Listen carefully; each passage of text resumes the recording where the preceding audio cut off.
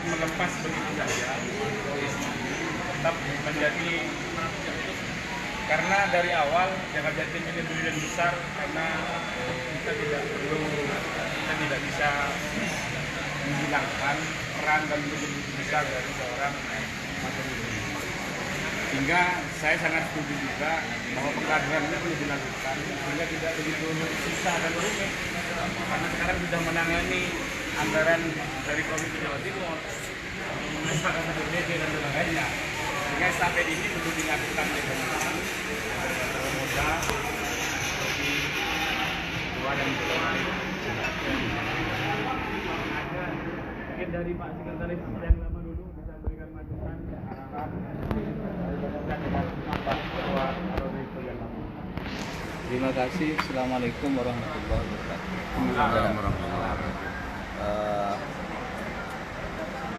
Saya hanya ingin menyampaikan beberapa hal yang menurut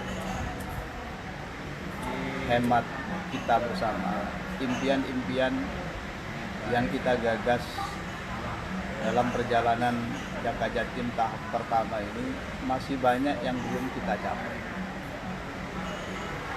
Dulu kita berperang melawan Pemprov gitu ya, kita berperang melawan Pemprov, tapi dengan cara yang sangat elegan, sangat normatif dan sangat formal. Apa yang kita dapat tidak begitu besar kontribusinya kepada masyarakat Jawa Timur. Salah satu contoh misalkan bagaimana kita berjuang untuk mendapatkan data di Dinas Pendidikan sampai berperang selama 2 tahun ya, kurang lebih 2 tahun baru kita dapat data-data tentang pendidikan se-Jawa Timur. Kemudian bagaimana kita berperang dengan beberapa OPD yang lain. Jadi itu yang bisa kita lakukan tahun-tahun sebelumnya. Nah, ke depan ini menurut saya, karena di Jawa Timur jaringan kita sudah mulai banyak, koneksi kita sudah mulai ada, mungkin harus ada pola gerakan yang baru, yang kira-kira kontribusinya bisa dapat dirasakan langsung oleh masyarakat Jawa Timur. Salah satu contoh misalkan bagaimana kita membangun transparansi selama 3 tahun ini, tetapi transparansi yang kita bangun itu masih banyak kendala-kendala yang menurut saya sama sekali keterbukaan yang diamanatkan oleh undang-undang khusus di Provinsi Jawa Timur sampai saat ini belum seideal yang kita inginkan. Nah, hal-hal seperti ini mungkin bisa dipertajam, tetapi yang lebih dipertajam lagi, saya melihat di Provinsi Jawa Timur itu masih banyak hal yang perlu kita benahi, terutama dalam bagaimana misalkan pemerintah Provinsi Jawa Timur bersama dengan DPRD ini dalam menentukan alokasi anggaran masih belum betul-betul sesuai dan ideal dengan amanat undang-undang. Bayangkan misalkan salah satu contoh misalkan dana Jasmas gitu ya, yang tahun 2020 sudah habis dipakai dialokasikan untuk kepentingan tahun 2019. Artinya jatah dewan yang baru itu sudah tidak ada. Ini kan menjadi sesuatu yang luar biasa gitu ya. Kemudian yang ketiga yang ingin di internal kita, di internal Jakarta Jatim ini perlu ada restrukturisasi kepengurusan di masing-masing kabupaten. Kenapa ini menjadi penting? Karena ini merupakan basis gerakan kita sebetulnya yang perlu dibangun. Selama ini kami merasa gagal untuk membangkitkan gairah teman-teman di kabupaten di seluruh Jawa Timur untuk bersama-sama dengan kita dalam membangun gerakan keterbukaan itu. Dan ini sebetulnya menjadi impian besar kita. Karena kalau ini tidak dibangun, persoalan Jawa Timur ini bukan hanya persoalan kita di pengurus Jakarta Jatim, tapi menjadi persoalan kita di seluruh kabupaten kota se-Jawa Timur. Maka menurut hemat saya ini perlu ada restrukturisasi menyeluruh di seluruh kabupaten kota di Jawa Timur. Yang terakhir mungkin apa yang kita lakukan di tahun-tahun sebelumnya ini yang dianggap baik ya monggo diteruskan, yang dianggap tidak kurang baik ya monggo ditinggalkan. Saya hanya ingin sebagai mantan Sekjen Jaka Jatim ini, Jaka Jatim ke depan ini lebih mampu berbuat sesuatu yang real dan kontribusinya bisa dirasakan oleh seluruh masyarakat Jawa Timur. Karena kita ini LSM yang tidak punya anggaran, tetapi kita bisa gitu loh melakukan kontrol kebijakan agar anggaran-anggaran yang memang sudah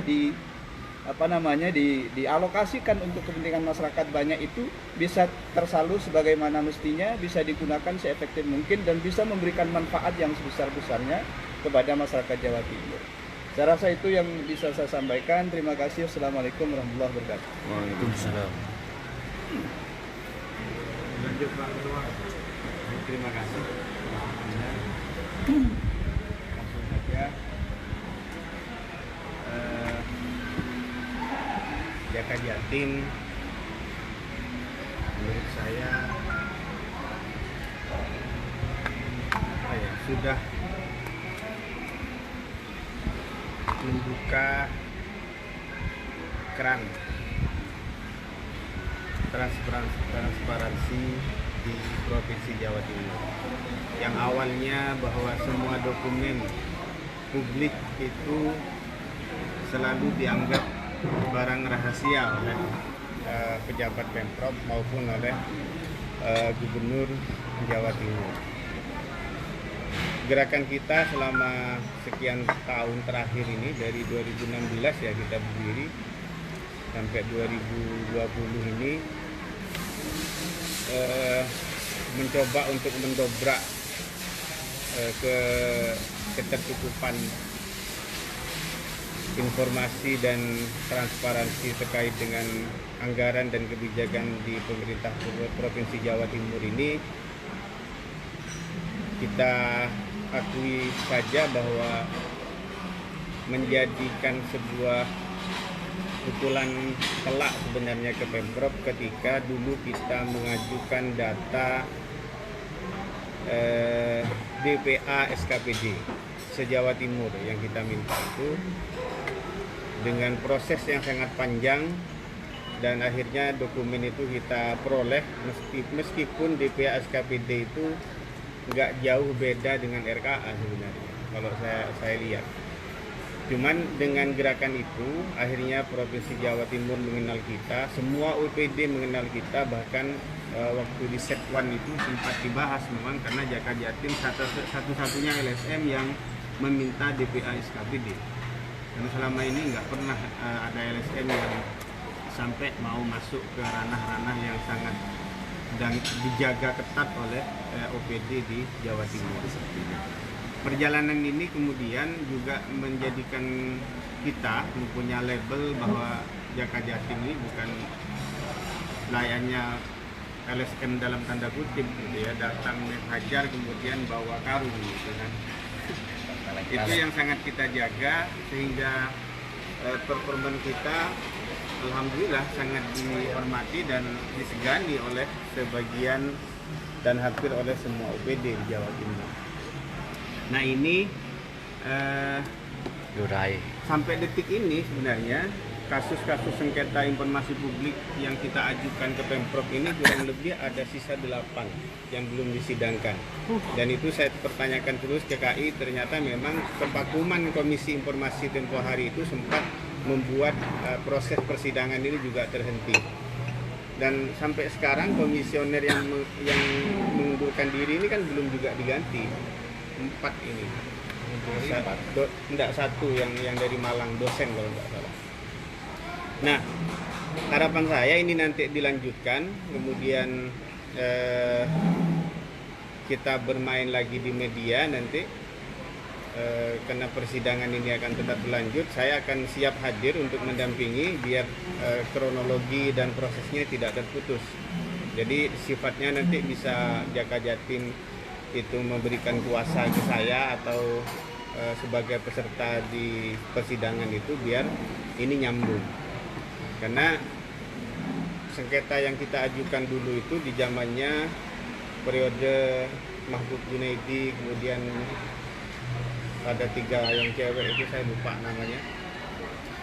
Sekarang sudah periodenya Imaduddin kawan dan kawan-kawan gitu kan. Tapi kan berkas sengketa ini tetap akan diteruskan karena tidak mungkin itu dihilangkan begitu saja. Nah, sedikit saya ingin bercerita bahwa ekspektasi saya dulu di ketika masuk ke dewan gitu ya, karena kita dulu biasa di luar sistem, kemudian kita berupaya untuk memperoleh ya, data dan informasi ini sangat sulit, harus bertarung dulu di komisi informasi, padahal semestinya mereka sudah memahami bahwa gerakan kita ini dengan satu saja kemenangan melawan PPID sampai ke sekdanya yang kita gugat itu mestinya berikutnya tidak perlu bersidang lagi gitu kan, karena ini kan kalau mau dibilang jurisprudensi iya dan undang-undangnya sangat jelas, tapi tidak, mereka tetap bertahan harus sengketa di KI lagi, kalah di KI kemudian mereka banding di PT UN dan seterusnya. Nah ini yang perlu kita dorong lagi nanti, entah melalui KI-nya kita minta untuk lebih mendorong Pemprov Jawa Timur lebih terbuka lagi, transparansi lagi, karena selama ini sudah beberapa penghargaan yang diberikan oleh Komisi Informasi Pusat dan ini kan nggak sinkron. Nah, waktu di luar dulu kita merasa ini sebuah perjuangan yang sangat berat dan harapan saya ketika masuk di DPRD Jawa Timur akan lebih mudah mengakses data. Ternyata sampai saat ini saya pribadi sebagai anggota salinan atau dokumen APBD Jawa Timur itu juga belum kita pegang. Proses ini panjang dan saya selalu teriak-teriak di rapat paripurna, termasuk ketika mau membahas APBD 2020 saya harus minta di ruang sidang itu Ketua PPAS RPJMD yang belum diserahkan. Kemudian setelah 3 hari ngamuk-ngamuk di paripurna, dokumen itu datang dan kita hanya punya limit waktu beberapa hari untuk mempelajari RPJMD sekaligus Ketua PPAS sekaligus RKA SKPD gitu. Ini kan pekerjaan yang tidak mungkin dilakukan oleh otaknya anggota DPR sejenius apapun gitu kan. Apalagi mereka yang tidak pernah punya pengalaman di bidang analisa anggaran. Tidak mungkin sama sekali. Nah, saya kebetulan di Komisi E, kalau RKA dan DPA itu bisa kita akses sejauh mitra kita, mitra Komisi E itu sangat mudah nanti kita peroleh ketika pembahasan APBD atau anggaran di masing-masing mitra PPD Komisi A. Kemudian untuk DPA SKPD ini saya juga sering menyampaikan di rapat BAMUS, di rapat-rapat komisi, bahkan kita di media sosial itu dengan sangat kalimat yang sudah sangat kasar sebenarnya meminta itu ke gubernur agar dokumen itu segera diserahkan ke DPRD, karena prosesnya setelah disetujui kemudian ditandatangani bersama, dokumen ini kan diserahkan dulu ke Kementerian Dalam Negeri untuk dikonsultasikan, baru itu dikembalikan lagi ke DPRD ke Pemprov, dan kemudian ini sudah menjadi sebuah dokumen yang resmi bahwa itu adalah dokumen APBD dengan segala perbaikannya tentunya.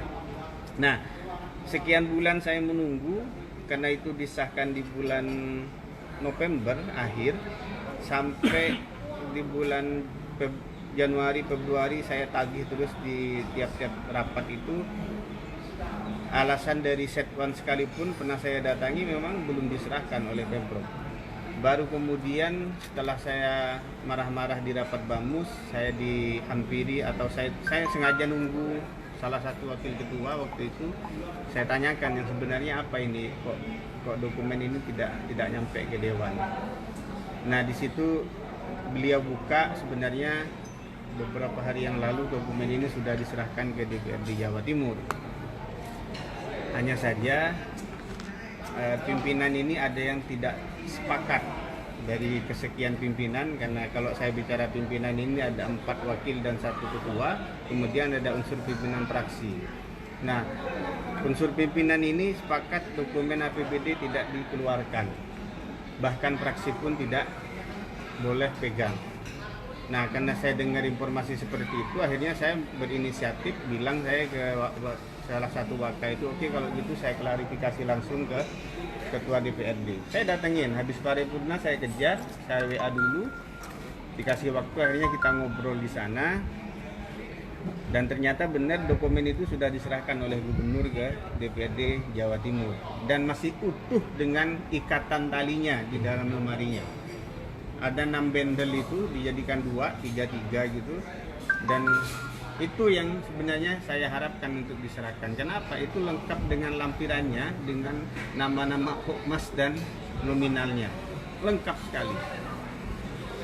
Nah, punya diskusi, ketua ini punya masukan mungkin entah dari siapa, dia menyatakan bahwa di Undang-Undang MD3 anggota legislatif itu tidak berhak untuk menyoroti satuan angka di DPRD di anggaran APBD itu terkait dengan proyek dan segala macam. Saya bilang yang saya tahu kami tidak pernah menemukan pasal itu, bahkan undang-undang yang lebih tegas lagi mengatur tentang informasi publik ini, saya bilang ya Undang-Undang 14 2008 tentang KIP itu.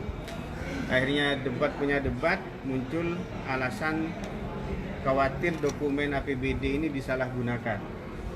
Ini sebuah kecurigaan yang berlebihan, artinya kalau itu diucapkan kepada orang yang bukan anggota dewan, oke, gitu kan. Ini kita sama-sama anggota dewan, hak dan kewajibannya sama, hanya hak protokol aja yang berbeda.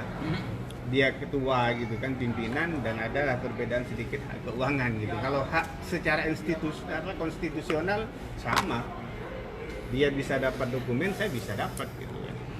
Nah, setelah saya ajak diskusi, akhirnya sampai saya menyampaikan begini, saya nggak ada urusan dengan proyek besar yang sudah di-coupling oleh person atau oleh partai manapun. Yang saya ingin dapatkan dokumen itu hanya ingin mempelajari secara utuh dokumen APBD se-Jawa Timur, bukan parsial melalui mitra-mitra komisi saya kira.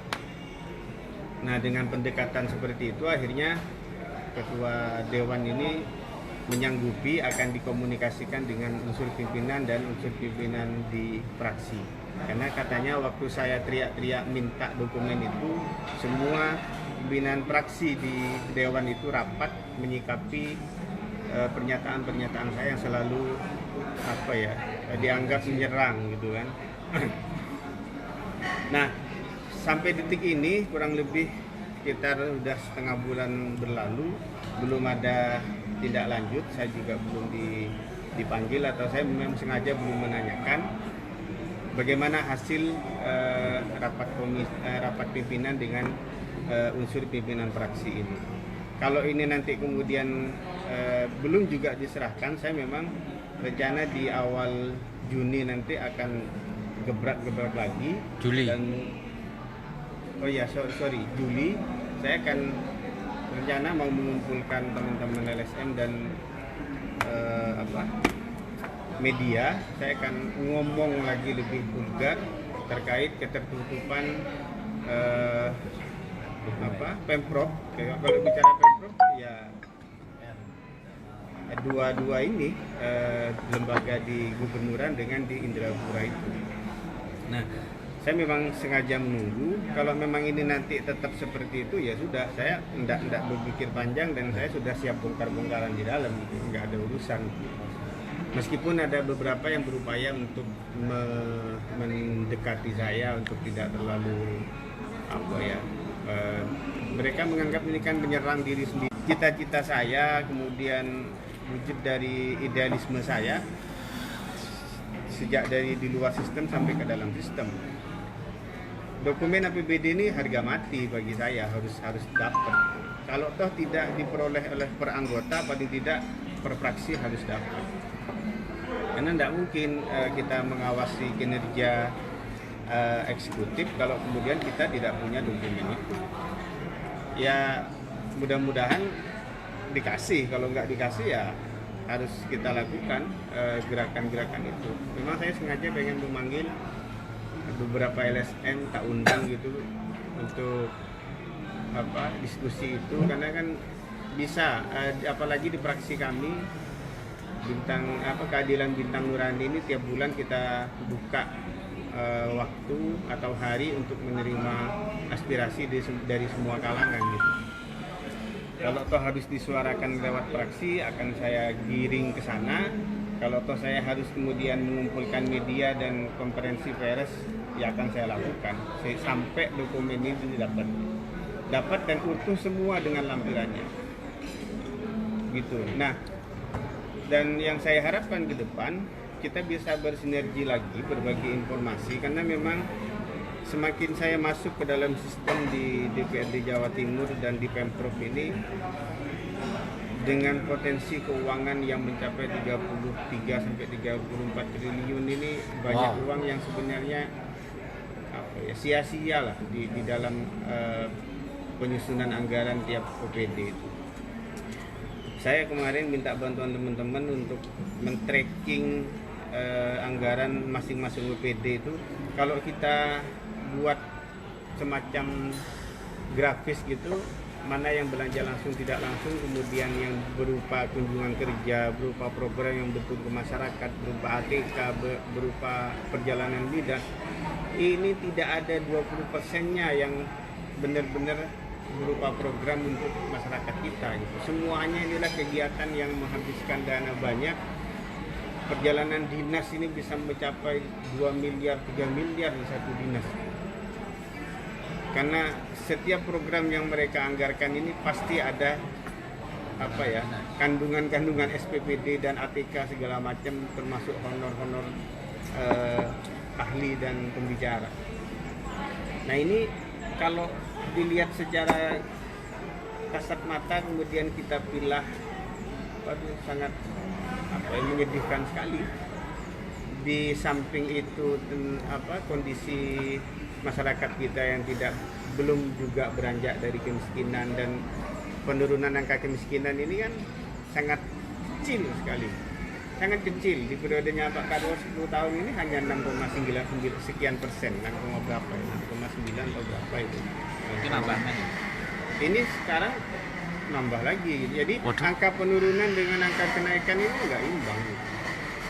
Nah, hal seperti ini perlu kita nanti kita dalami lagi. Kebetulan saya di Komisi E ini kan urusan-urusan masyarakat yang benar-benar menyentuh, kayak pendidikan, kesehatan, kemudian tenaga kerja, BPBD. Ini kan kalau kita fokus di ini sangat bagus ini sudah.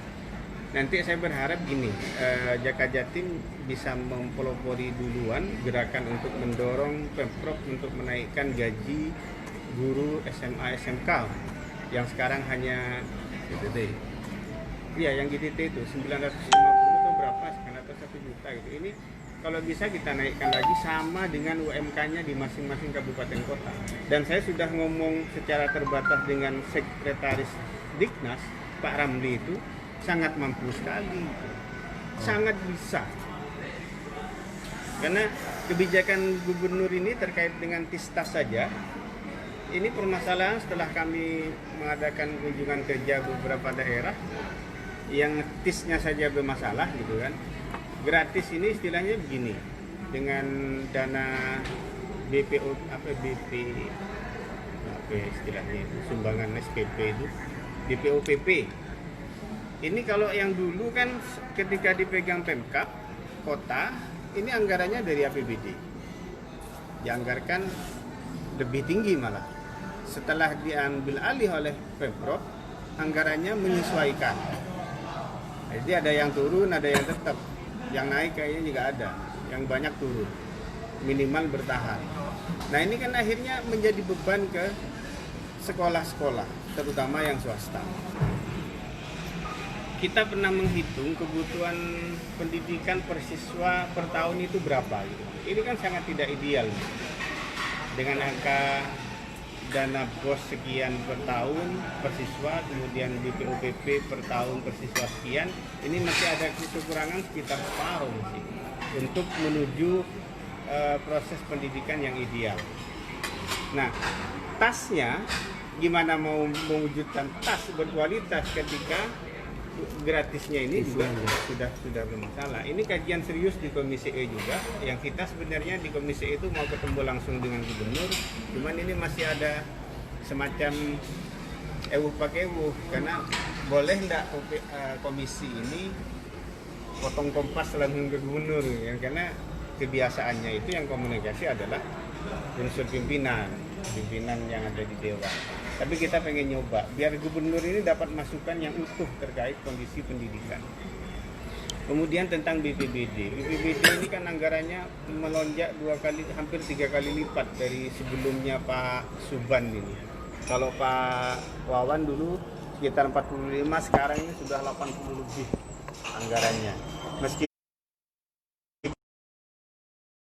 mereka sudah tinggi anggarannya. Nah, ini yang perlu nanti kita kawal bersama. Mudah-mudahan APBD kita tiap tahun nanti dengan pendekatan ini dapat, kemudian RKA atau DPA masing-masing komisi kita bisa dapat komunikasi lewat teman-teman fraksi gitu. Artinya paling tidak data kita nggak perlu inilah, nggak harus berperang kayak dulu lagi. Kita suplai aja nanti, fokus kita kawal dan kita mainkan lagi di media, itu sudah cukup bagus menurut saya. Nah, selama ini kenapa media nasional itu tidak pernah meliput pernyataan saya yang mengkritik ke dalam atau mengkritik Pemprov itu? Karena memang ada pengkondisian, ada pengakuan salah satu wartawan itu, memang kita diminta untuk tidak meliput pernyataan-pernyataan yang berbau inilah. Jadi termasuk di media Pokjanya Indrapura, saya sekarang sudah malas mau komentar-komentar karena kadang mereka menggunakan data atau yang saya sampaikan ini untuk nakut-nakuti dinas dan selesai begitu saja. Akhirnya saya malas pakai media di Pokja, saya pakai Lingkar Jatim aja dan beberapa orang yang masih mau menulis gitu kan. Seperti itu kondisinya. Dinsos ini orangnya komunikatif selama ini yang saya tahu. Artinya proaktif. Ketika kemarin kita minta data Bansos Jawa Timur gitu, selalu komunikasi orangnya. Meskipun saya selalu mengingatkan anggaran Anda ini sangat berlebihan gitu. Itu mungkin nanti saya akan siapkan semua berkas-berkas kita selama periode saya dengan Mas Tamsul, semua putusan dan segala macam, surat-surat keluar dan yang masuk itu akan saya jilid biar tertib administrasi lah. Siap. Terus yang kedua, saya sepakat dengan Mas Tamsul, korda-korda ini memang butuh diaktifkan. Caranya mungkin beginilah, saya akan anggarkan tiap tahun di dana hibah itu, nanti Jaka Jatim buat formula kegiatannya seperti apa yang berskala Jawa Timur, sehingga nanti entah itu berupa sosialisasi apa, keterbukaan informasi publik atau sekolah anggaran kita adakan di tiap kabupaten, bisa dalam 1 tahun itu berapa kali atau diambil kewedanan, terserah lah, disetting seperti itu. Yang penting gerakan Jaka Jatim ini kemudian, kalau dulu kan Surabaya, Sampang gitu kan, Pamekasan sedikit. Pamekasan sedikit. Nah ini kalau bisa lebih dilebarkan sayapnya Pak Direktur yang baru ini. Saya akan support terus. Nanti kita diskusi dengan Mas Har gimana formula kegiatan itu.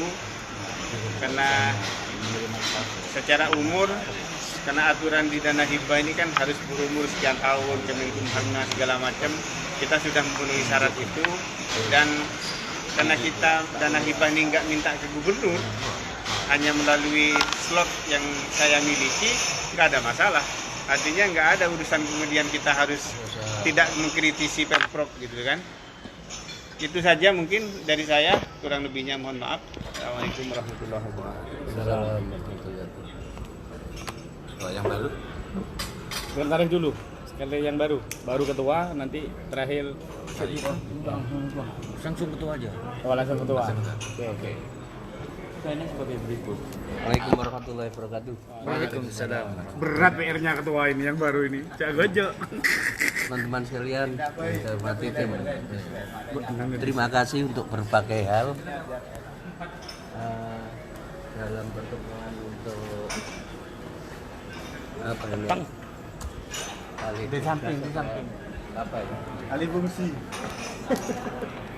Yang artinya adalah semoga tidak merupakan satu kecelakaan besar ya, karena dari berbagai halnya adalah satu hal yang sangat tidak patut kalau saya harus menjadi generasi penerusnya Mas Matur sama Mas Tamsul ini ya mungkin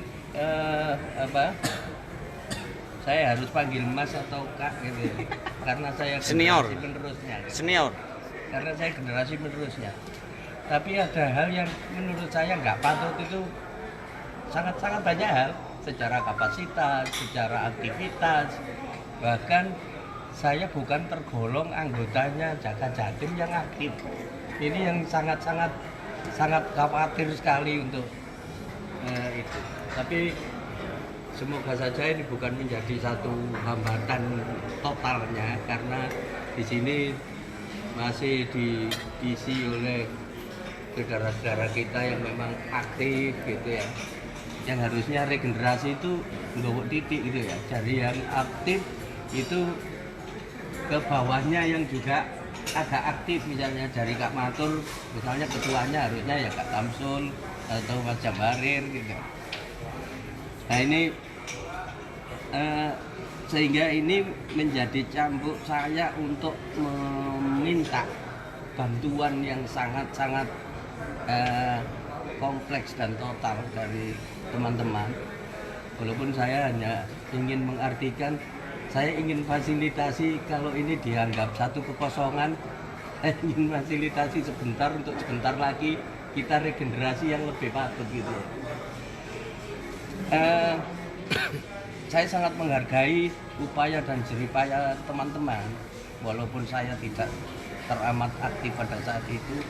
Yang paling menonjol dari bahasan teman-teman saya di tingkat lokal termasuk Sidoarjo dan sebagainya adalah pertandingan kita Jaka Jatim dengan Pemprov dalam konteks transparansi.